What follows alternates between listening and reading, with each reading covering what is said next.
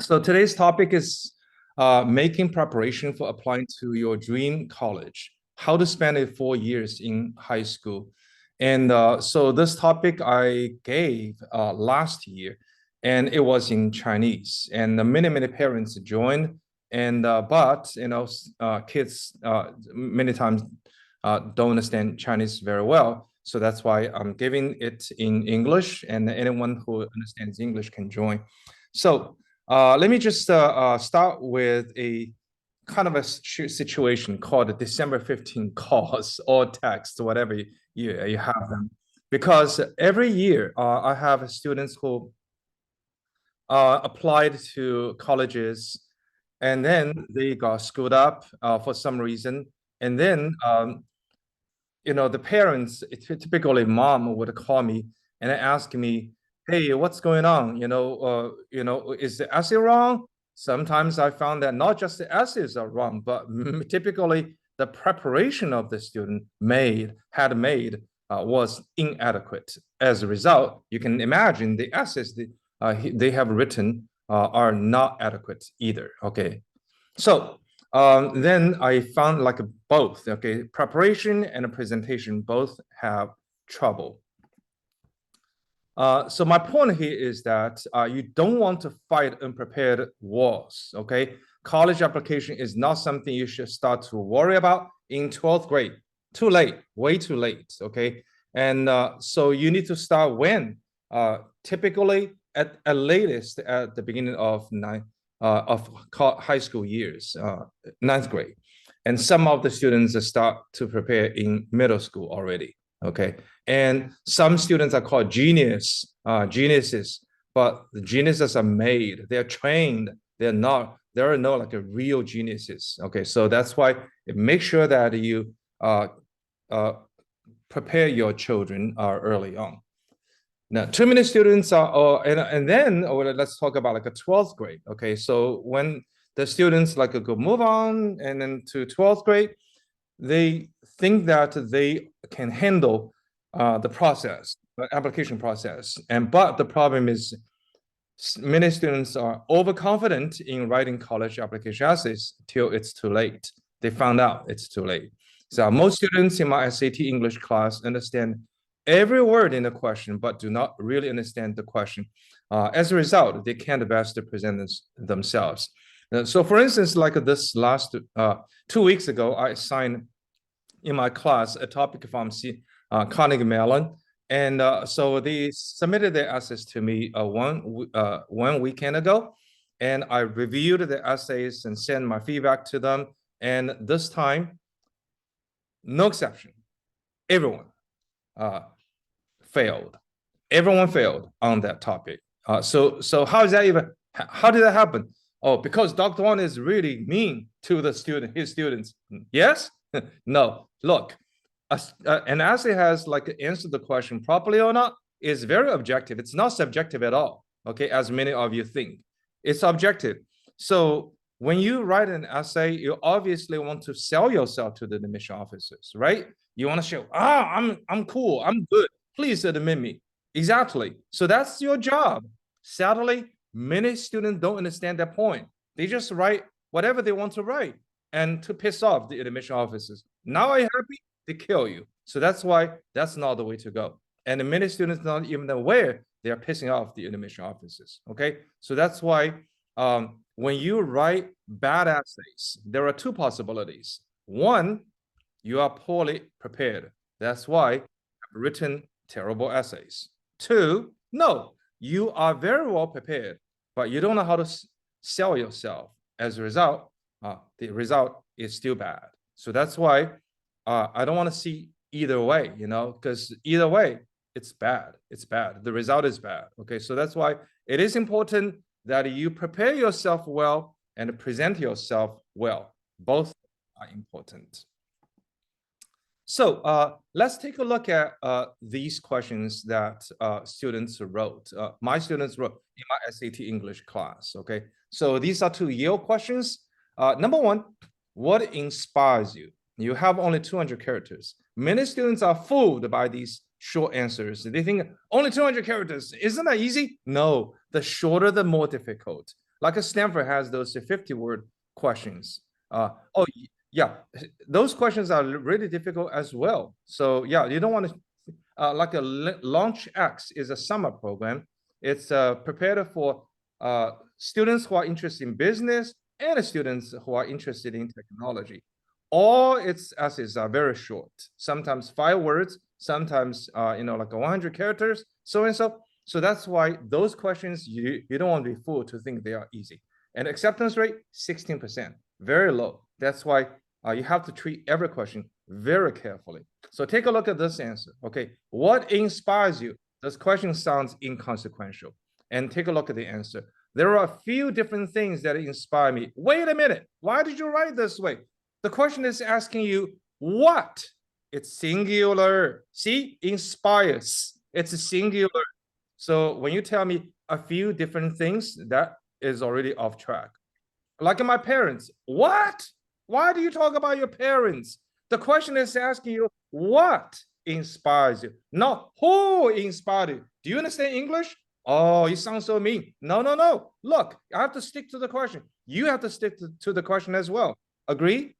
My dad, a pathologist, inspired me to work towards my dream of becoming a doctor. My mother inspired me to start coding as a hobby. So this short answer is pretty much saying, hey, admission officers, my parents are really outstanding. Would you like to consider admitting them? Me? No, I'm irrelevant. Yeah, I'm not that good. So that's the outcome, I have seen from this answer. Is that good? Absolutely not. You can tell, right? So the student, I don't know what he or she was thinking when the writing process was happening. Anyway, it's just totally screwed up. Okay, take a look at, now you understand what I'm saying? This judgment of an essay is very objective. Okay, so it's not subjective at all. Take a look. 2, you're teaching a new year course. What is it called? 200 characters. Okay, and how to critically think, because critical thinking is in everything, and it would be an important thing to learn as prepared through my blah blah high school with a 3.8 GPA. Wait a minute. Number one, if you teach a course, right, it's a common sense. You must have a course title. So what is the course title? Critical thinking? So critical thinking is not something new. So there are courses already out there. So is your course is going to bring some fresh air into the Yale campus? I don't see that happening. Okay, I don't see that happen. Okay, anyway, and also is in everything. What does that even mean? And it would be an important thing to learn. So, by the way, do you think if you write such a description, those Yale students are willing to pay? Yeah, they have to pay for every course, are willing to pay for your course. You have described it over here, right? Zero chance. Zero chance. Okay. And also, why do you put your GPA in there? In a course description? It's totally irrelevant. Plus, why do you put a 3.8 GPA in there? Is it impressive? Absolutely not. It's not good. 3.8 is not that good. Okay. So those students who apply to Yale, typically their GPA is at least above 3.9. So that's why when you present such a thing, such a fact, 3.8 GPA, it's kind of a committed suicide. It's not that good. Okay. So what did I say? You need to write to impress your admission officers. You cannot just write something only. All right. So let me show you another example here. This is a real essay written by one of my students who applied to MIT. Okay. So this is the first version. And it says, mathematics has always been interesting to me because of its connect with every other field. I have no idea what every other field means. And the beautiful way many things work out in mathematics. It's just so vague, right? The sentence is so vague.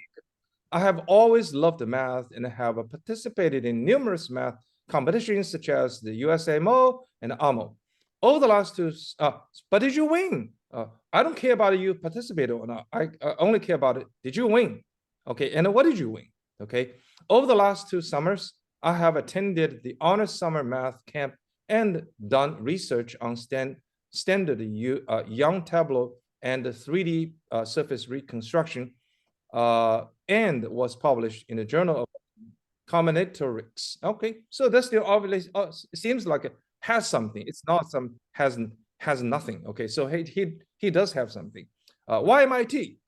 Why do you waste words on these 2 words? It's just useless when you ask a question. You're supposed to answer the question, not ask another question. Okay, so MIT has the best mathematics department in the world. Ooh, so sucking up is gonna get you accepted? No way. There's no such a chance at all. Okay, so it's the student didn't know how to write, obviously, and then just wrote something useless here. And my research mentor for the past 2 years is an MIT graduate. Why does that even matter? Who cares about that? Nobody cares. Okay, so that's why the student obviously wrote something, not, to say the least, not very strong. Okay, didn't present himself very properly. And then I went through this essay with him again and again and again. So we came to the last edition. This is the last edition. I am interested in the MIT mathematics department because of its strong interconnectedness with other fields, engineering, finance, etc. Oh, this time the sentence is more specific instead of something. Okay, I've qualified for many selective, not just any, okay, selective math competitions, including AMO, tiebreakers, and the USAMO. So qualified for USAMO. Now that means a lot. That's not something like everybody can do, So only those like extremely those overachievers can get to USAMO.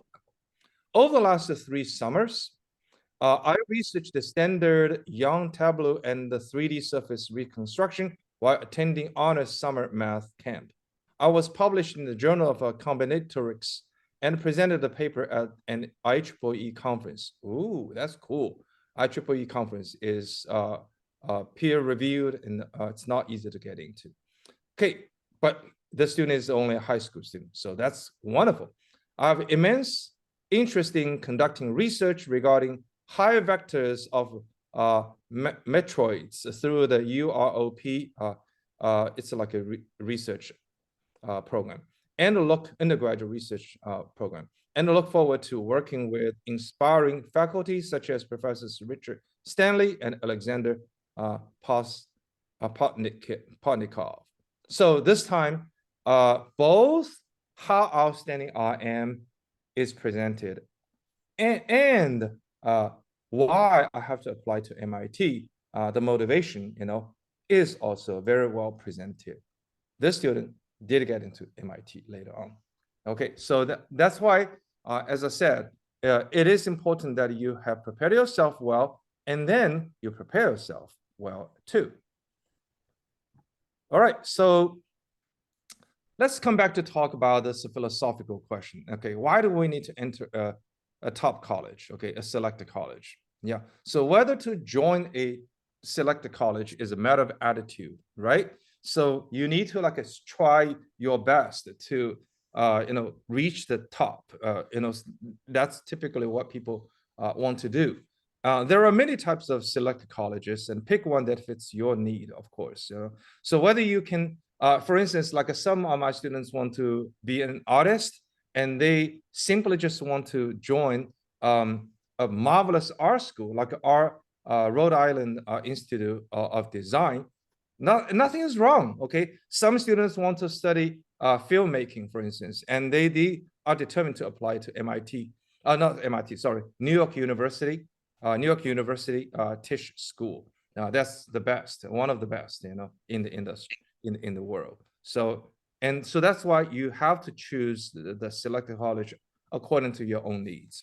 Whether you can eventually get into a top college, of course, is determined by many factors, such as your competitors that year from your school, your competitors from outside school, okay, and also whether that university has blacklisted your high school. Sometimes that kind of thing happens, okay, And also, your college, your counselors, your school counselors, recommendation letter strength. Yeah, sometimes they think they know how to write a letter, but they don't know how to. Okay, or you think your counselor will write a strong letter for you, but it turns out no, he or she didn't. So all these things will be factored into the final result. So that's why you don't have control over the final result. But that's why I said you don't want to worry about the final result. Rather, you worry about things you do have control over. What can you control? Your preparation and your presentation. So those are the two things you have to. I have touched on these two words again and again today. Your preparation, your presentation. Okay. So not being able to get into a selected college is not the end of the world, but many people, most people don't get into those top colleges. They still live like happily. However, then why should you still join a selected college? Okay, so here are two reasons. Number one, resources. Okay, you have the best professors, adequate funding. Funding means like you have a lot of opportunities provided for you, sometimes even free, for free. So you have top-notch facilities, which you can hardly get your hands on in other non-top colleges. Okay, lifetime alumni network. Don't discount that. It's very, very important.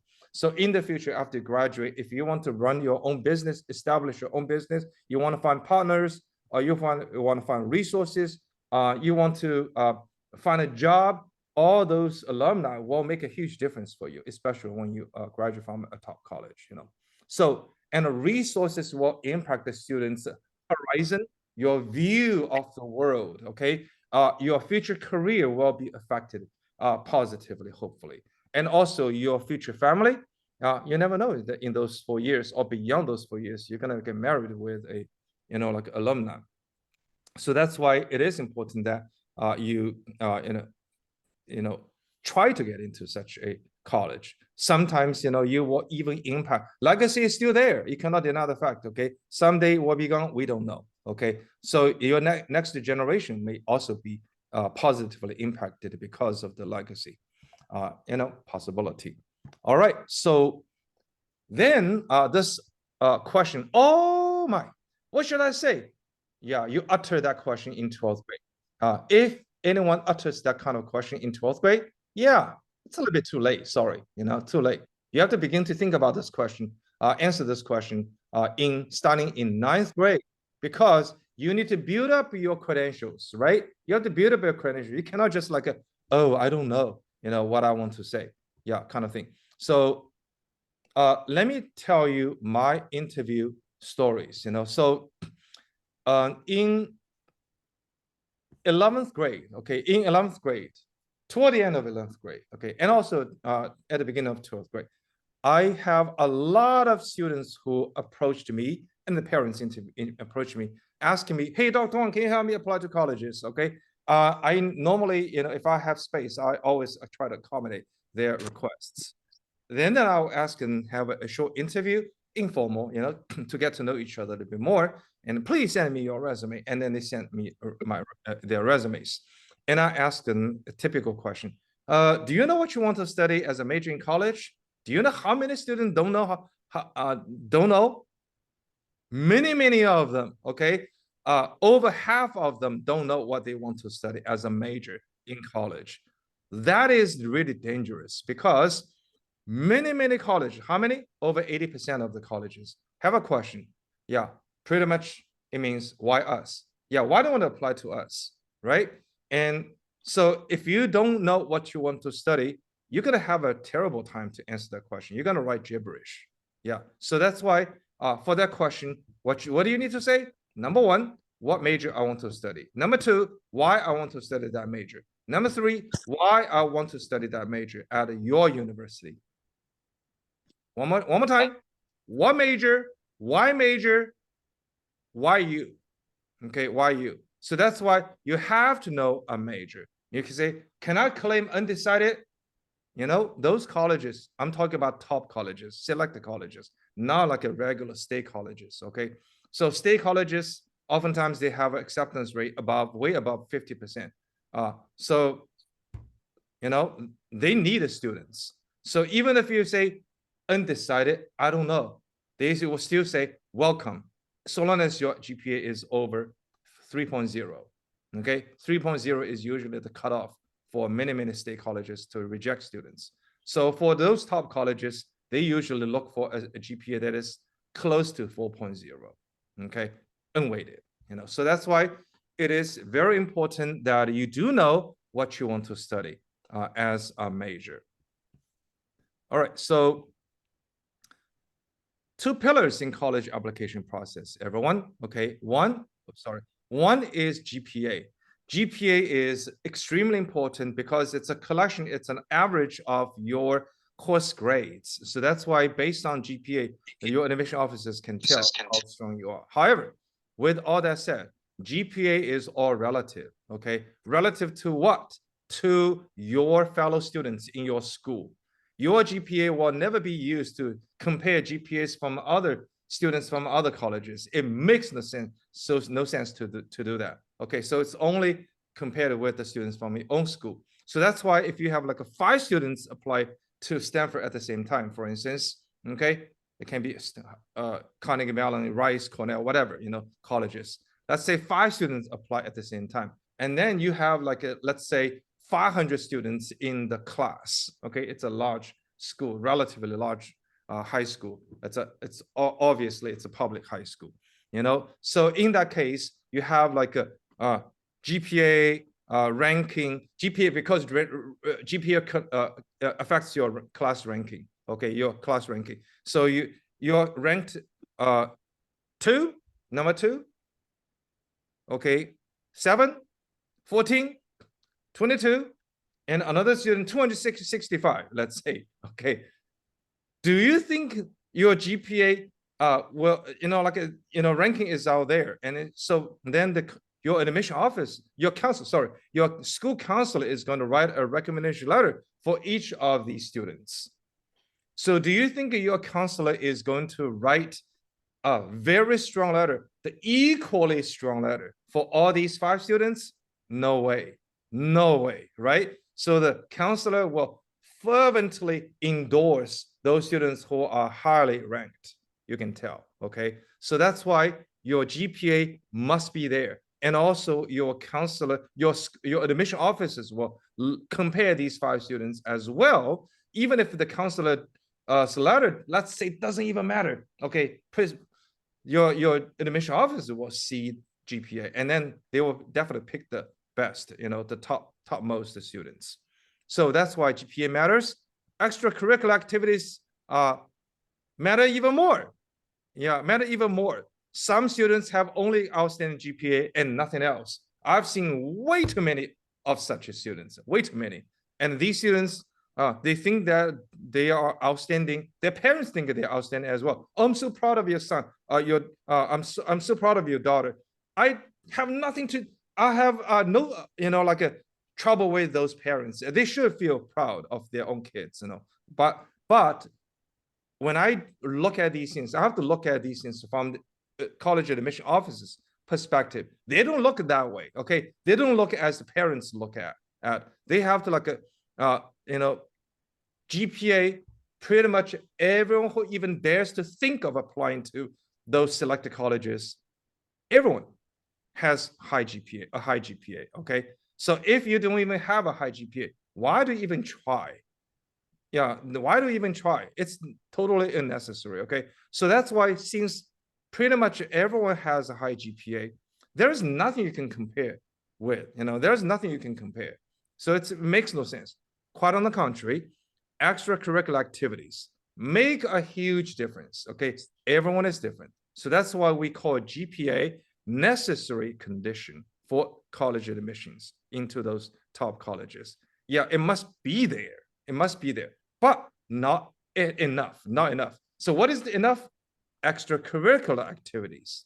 That's why I have helped so many students over the years plan out their extracurricular activities starting from 9th grade. Okay, only starting from 9th grade, because whatever happens before high school years doesn't count.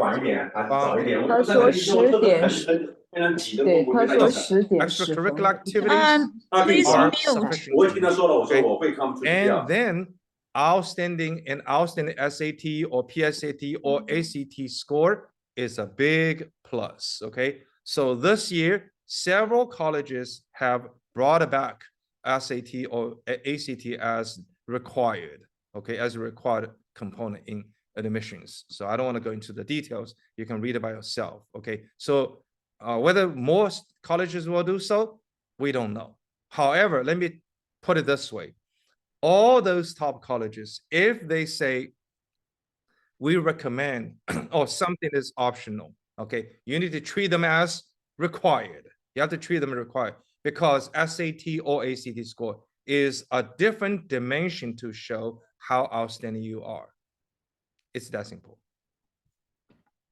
All right, so now GPA, let me make this slide to be more specific. GPA extracurricular activities. What do you mean? So GPA number one is cumulative. That's why you need to maintain and do very well across months, across years in high school years. Okay, and GPA, how outstanding GPA actually is like a many Asian kids' strength. Then we have the next part, extracurricular activities. Okay, so what do you have? What can you show through those activities? Outstanding talents, like music, sports, art, dancing, and other things as well. And engineering, business, and so talents. Strong leadership, you want to reflect that. Communication skills, collaboration skills. Yeah, some colleges have a collaboration question, like MIT and Caltech, for instance. Personality traits, yeah, you need to reflect that those things as well, especially in Common App essay. Okay, empathy, very important, more and more important. Empathy is about putting yourself in other people's shoes so that they can better understand them. Okay, and this is mainly reflected in your efforts in promoting diversity instead of, oh, I'm just hanging out with my like-minded fellows, instead of going across the border, going across the boundary, going out of the comfort zone to talk to people, to interact with the people, to collaborate with the people who are very different from you. So empathy is also very important these days. Let me give an example here. For instance, like Princeton University came up with its very first diversity essay question in 2020. At the time, it had only 250 words. Guess what? Last year, 2023, Princeton changed its question to 500 words. It's much more heavyweight now. And so if you haven't done anything, or you write like a sloppy essay or like an inconsequential essay, you should know, and they will know too, you're not a good fit, and they will kick you out. So that's why empathy is very important. Last, caring through community service. All those things are very important. I know that many of you are Asians, Chinese students of Chinese origin. And it's not just like a China's situation. Pretty much in Asia, many of you are from Asian countries, okay? So many of you grew up in that kind of culture.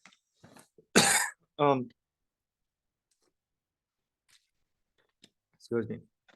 So in Asian countries, there is no tradition of community service, okay? So yeah, so that's why, yeah, if you like a search, like let's say put China, take China as an example. If you search like it's a Baidu, it's a search engine, and then we notice that there's no not many relevant hits regarding high school students doing community service.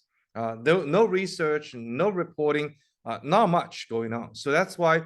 How do I know? Because I did my homework, and that's how I found out.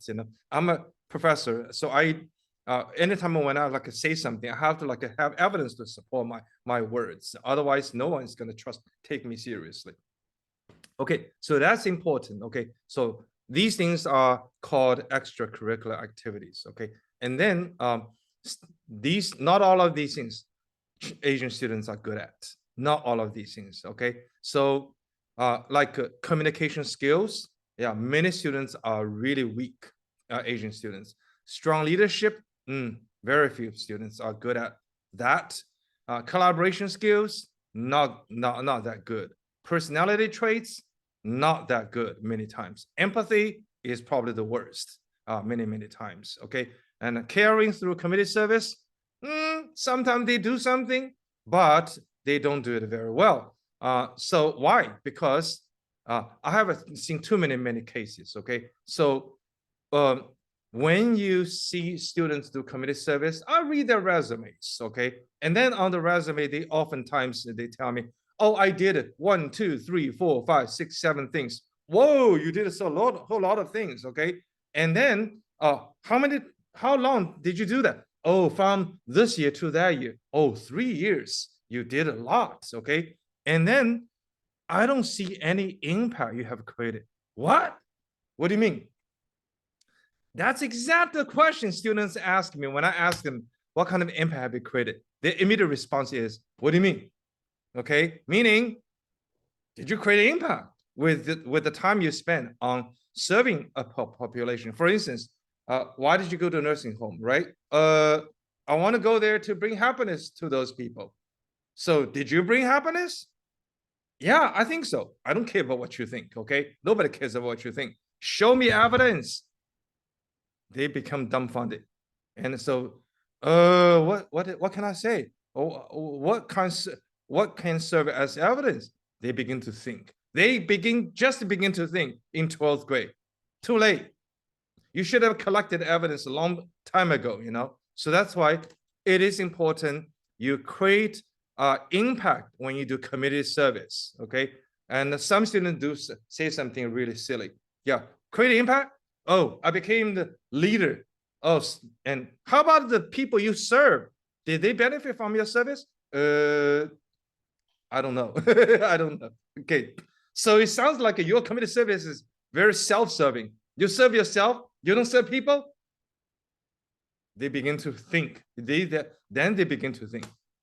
Don't do that kind of thing. It's just a terrible mistake you can make. Okay, so make sure that you don't just do something, or even worse, you just do community service for the sake of collecting service hours so that you can apply to presidential volunteering service award, or fulfill the school requirement for 50 hours or whatever hours, so that you can graduate. So community service, you need to create an impact on the population you serve. It's important. Okay. So what should a student prepare? Okay, so here are things I have to walk through very quickly. Course selection. Yeah, select the challenging courses such as AP, IB, and or honor courses, as many as possible, starting 9th grade. Yeah, I know sometimes your school doesn't allow you to take AP courses in 9th grade. Some do, okay? But so anytime when you can take those courses, take as many as you can, so long as you can handle, of course. But if you cannot handle, I cannot say that. Persistently choose certain courses. Which courses? Usually band, like a orchestra, okay? A foreign language, yeah, you must choose for 4 years. And journalism, 4 years. Band, orchestra, yes, 4 years. So that's why if you don't want to get onto that journey, you have to start to think in 9th grade. That's why I coach my students from 9th grade on. So yeah, it's important that you think of these things. Okay. Number 2, academic and non-academic competitions. Yeah, you can join both.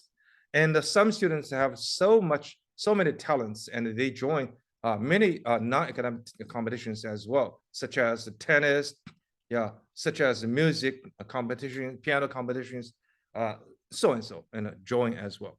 So the higher level you can win, the better, of course.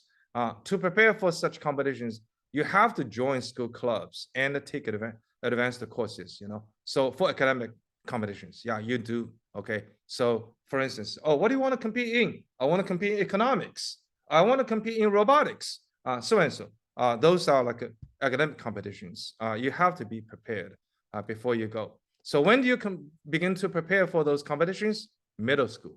Because if you start to prepare in the middle school, you can get up and running in 9th grade and compete immediately.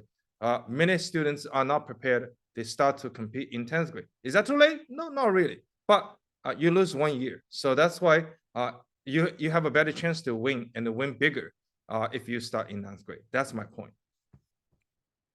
Okay. Oh, and also, yeah. So yeah, move on. And then you need to try to get into highly competitive summer programs. Okay. So or internships. And so highly competitive summer programs or internships, you can get into them only if you have one of the two things: your national competition awards and or your research publications. Yeah, one of these two or both. Then if you have both, you have a much better chance. Okay, so I have listed examples over here, not like a exclusive. This is not serving as exclusive listing in any sense. Okay, so like SSP, SUMAC, Clark Scholars, TAS, RSI, LaunchX, Bank of America Student Leaders Program, LBW, NASA internships, and so on and so. Yeah, this year, one of my students got into RSI, and this student, the acceptance rate is only roughly like a 1% only, a little bit around like a 1%. It's really difficult to get into. So historically, I had a student last year who got into she got into RSI and she got into Stanford in early action in December last year. Okay, so another student 2 years ago, also I helped him get into RSI, and then that student went to Harvard. So those students pretty much can go anywhere they want to if they have got into RSI. SSP, SUMAC, those students are pretty much get into Stanford, Harvard, those sorts of colleges as well. So that's why it is important that you are screened already by those top summer programs. And then when the future admission officers see that, oh my gosh, you got screened and you got in to those highly competitive summer programs. Oh, so I want to give you a chance as well for my university. So that's kind of a Matthews effect, or you can call snowball effect that will happen to you. All right. And then research. Yeah, most high school students don't do research, but if you do, you stand out of a huge crowd immediately. So that's why you do need to do research under the guidance of a professor, ideally, and get published. Don't just do research. Sometimes I see students very terribly prepared resume, terribly prepared because they don't know things. That's why. So for instance, like, oh, you have research, because they said that in the resume. So what happened to the research? What happened to the paper? What did happen? It's on my computer. I mean, did you present at a conference or did you get published in the journal? No, no one has ever told me. Oh, that's so terrible. Yeah, so the student is not coached, not very well coached at least, and then did something terrible, So the more you publish, the better. I have one student who published 11 research papers. When I got tenured and promoted as a professor, associate professor, I didn't have 11 papers, and that was only a high school student. And this last year, 2023, one of my students got 6 research papers presented to conferences, and that student got accepted by Harvard University in early action. And another student got 8 papers published or presented to conferences. That happened 3 years ago, and that student also got accepted by Harvard University. Okay, conducting research without a paper published is like joining a competition without winning anything. It's just meaningless, So that's why you have to get published or presented. Make sure you understand that.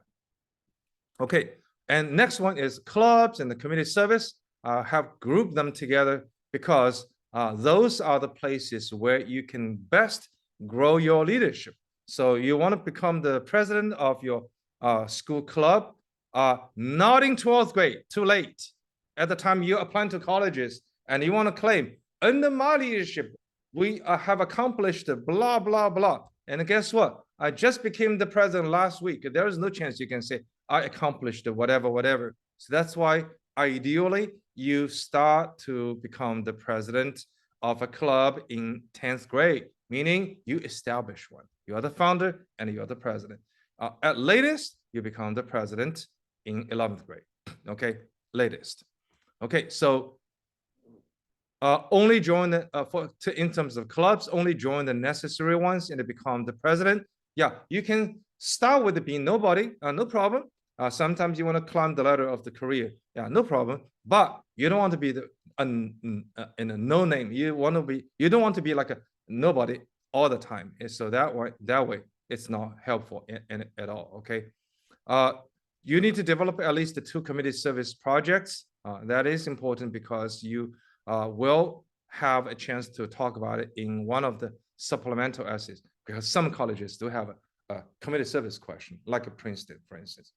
And then you can talk about the other one in your Common App essay, okay? So after all, the key is creating impact with the time you spend. Yeah, you don't want to just like harvest the service hours, in that regard. I usually, just like many admission offices, college admission offices, they usually discount Presidential Volunteering Service Award. Sounds like a big name, Presidential Volunteer Service Award. But that award is solely based on the number of hours you have served. Yeah. So it doesn't take into consideration the quality of your service. The problem is that when you write application essays, what are you going to say? I served 200 hours. So one sentence, you're done. Or maybe you're going to say, I did 1, 2, 3, 4, 5 things. Okay. You have more words now. Okay. But at the end of the day, I'll still ask you, what impact did you create? Oh, no impact? No impact at all. Okay. I just did something. Okay, so that means you spent 200 hours for nothing? You wasted 200 hours? Yeah, pretty much that's true. Yeah, 200 hours you wasted. No, that's not good. Okay, not good. So quality is much more important than the quantity, the number of hours, okay? And then cultivate your personality traits to become confident, mature one way or another, responsible, easygoing, caring, of integrity, empathetic, honest, unique, interesting, or something else. Okay, so personality traits. Why? Because many times, you have to rely on these facts to report, to write your Common App essay with. So that's why it is important you train personality traits properly. Okay, so and then SAT prep and essay writing preparation must go early. How early should you do that? Starting in 8th grade usually, and you train yourself on and off maybe for 2 years, and then in 10th grade, October at latest, get your SAT or ACT done so that you can move on with your life. Okay, and one of my students actually took SAT toward November. I think it's November or December, I forgot, in 9th grade. And then he got 1590. He said he doesn't need to take it anymore. So he's done. And so there is no like an expiration date for SAT score. So long as you took it in high school years, one of the high school years, it's always valid until you finish your college applications, Okay, so it is important you start such a preparation early and practice your application essay writing by applying to competitive summer programs, internships. That's why I train my students to do so. Also, I do help the students in my college counseling program to apply to summer programs so that they practice, and then they will notice, oh, I'm lacking in this area. I'm lacking in that area. Now they begin to be aware what needs to be better done, and they will have much more motivation to improve themselves that way. Okay, so all right, so let's have a summary. What should a student prepare? Okay, have a summary. You select as many challenging courses as possible. That's what you need to do, and you need to compete to win, to show you're outstanding, right? Because everybody learns. You cannot just say, I'm outstanding because I've learned something. Oh, no. Everybody learns. You cannot say, I'm outstanding because I've learned something. It makes no sense at all. But not everyone competes. And second, if somebody competes, not everyone, some people compete. Not everyone wins. How come you won? Because I'm good, because I'm cool. You can tell. So that's why you can show you're outstanding, okay? How long are SAT score valid? I told you already. Yeah, it's valid. So long as taking high school years, it's always valid until you finish your college applications. All right. Yeah. So try to get into competitive summer programs or internships. Yeah, that's very important because you have been screened. You already have been screened, and you were screened in, not screened out. That tells a lot about how strong you are. Conduct research and get published. That's very important. In my college counseling program, pretty much every student does research. It's like a standard. But in the general student population, extremely few students do research. Prepare for your SAT, ACT application essay writing early, and grow your leadership through clubs and community service. That's very important. Keep in mind, all the top colleges want to train future leaders, not future nerds. So that's why you must demonstrate you're already an outstanding leader. It is important. Finally, cultivate your personality traits, especially empathy. Empathy, that's a very important word, okay? So that you can be well prepared to answer those diversity questions from more than 30 colleges. Yeah, if you don't see one here, you probably will see one over there. Sooner or later you will see one. And if you don't make any preparation, what are you going to do? Oh, you have to avoid applying to those colleges. And then you're going to limit yourself. You're going to limit yourself to very few choices. Yeah, even those desirable choices will be eliminated from your college list. Okay, so what are the most important things an admission officer is looking for? Your outstanding GPA, outstanding competition awards. It's very important. Outstanding research and or internships. Yeah, outstanding community service, outstanding leadership, outstanding efforts in promoting diversity. Why have I color labeled these things? Because these things are really the forte of Asian students. These are typically not. And guess what? These things are necessary, but not sufficient. These things are sufficient, okay, are sufficient. And guess what? Many students are poorly prepared in these three aspects. If you listen to me today, you didn't get much out of it. You want to pay attention to these three things I'm telling you right now. These things are much more important than the first three things. The first three things must be there. Okay, these things can make you truly stand out of a huge crowd when you apply to those top colleges. So it's important you do have these three things. Outstanding stories about them. The red parts are typically Asian students' weakness. However, they are the most important. Then they are the most important in college admissions. All right. So finally, when should a student start to prepare? Starting in middle school, cultivate various interests, abilities, especially competition. You can cultivate abilities through competitions, and also build your confidence through competitions as well.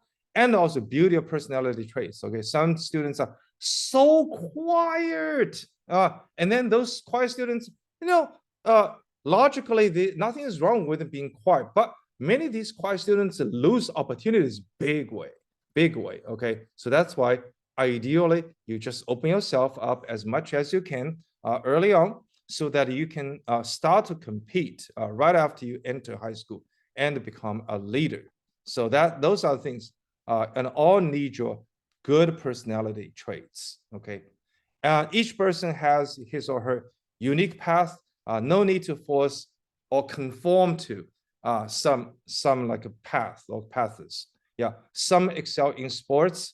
Yeah, like this year, for some reason, they come in like a bunch. I never had any student who excelled in badminton. This year, I had two students who excelled, who won national badminton competitions.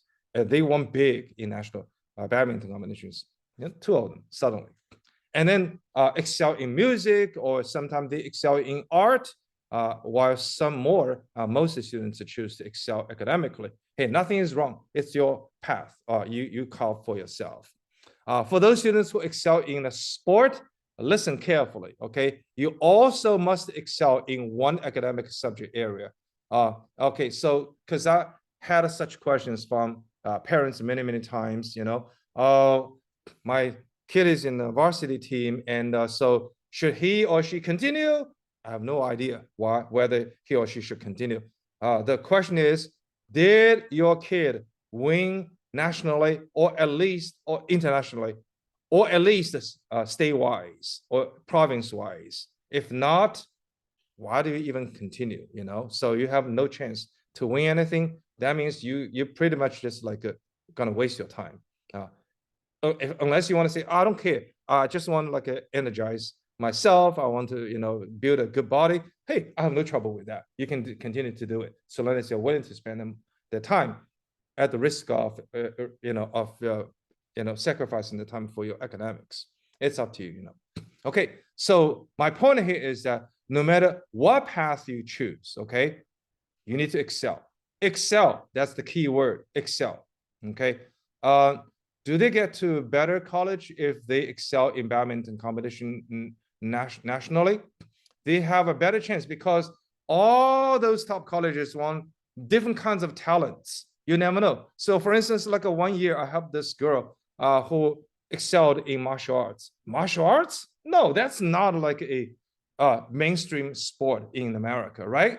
But, I told you, all the colleges want, different talents. So this, you never know, this student, when she comes to our university, she's going to bring like a great resources for our students, for them to grow in their subject area, in their area, like a martial arts. So that student got accepted. I helped her apply to Harvard in early action, and she got accepted. So that's just one example here. Okay, so yeah, no matter what path you choose, excel. That's very important. So that's my conviction. Okay, I hope that is I want to share with you. I'm not trying to force it onto you. So if something is worth doing, it's worth doing well. That's my conviction. That's what I have done all my life. That's why if I do something, I must do it well. So that's why I coaching students to get into top colleges. That's what I have done very well ever since 2010. So because of my conviction, okay, and I do it, Anyway, so opportunities are reserved for those who are prepared. Oh, people always say that. So a child cannot just suddenly decide in late 11th grade to apply to a select college with not much preparation. Yeah, that's not going to happen. That kind of magic is not going to happen. So that's why you have to prepare early on. If you still have time. Okay, some students work really hard, but on the wrong way. Okay, and the wrong way or right way, it's very objective. It's not subjective at all. Okay, so that's why so many parents always think it's a subject. You think so, that's why blah blah blah. No, it's objective. Okay, wrong way or right way. So then they end up somewhere else they don't wish to go. So you don't want to work hard only. You need to work hard on the right track. It's important. Yeah, I've seen many students who have worked really hard. Also, these are overachievers. They work really hard, achieved a lot, not like nothing, okay, but failed to present themselves well in 12th grade and lost invaluable opportunities they desired. That's how I receive those phone calls by December 15th every year. Ding, or text from parents. Yeah, how come my kid was rejected or deferred? Okay, so finally, no matter whether you are already in 11th grade, when you're going to apply to colleges, or still in 9th grade, or middle school. The earlier you start to prepare for the college application process, the better. So that's the message I want to share with you. And I also shared with you what to prepare. So how to prepare, when to prepare. So all of those things, I hope this session is helpful to you, everyone. So thank you so very much. And I have only maybe a couple minutes for you to ask questions, and we're going to wrap it up. Yeah. Or you can just contact me. I have like an email. I have email down below. And so if you want to join my WeChat educational group, you can also text me. You can find me on WeChat. This is my WeChat. J21099. Okay, so all right. So thank you all very much. Oh, research opportunities, there are way too many. So it depends on how what research your kid is going to do. So I have to recommend accordingly. Yeah. So one more time, thank you all very much. Thanks for your invitation, Lindy and David. Yeah. Thank you, Dr. Huang. That was wonderful. And thank you, parents, and wish you all a happy Thank you all very much. holiday, a happy weekend. And any question, please feel free to contact Dr. Huang and us. Thank you so much. All right. So have a good night, everyone. Or have a good day. Thank you, Dr. Huang. Have a good weekend. You too. Thanks. Bye-bye. Bye.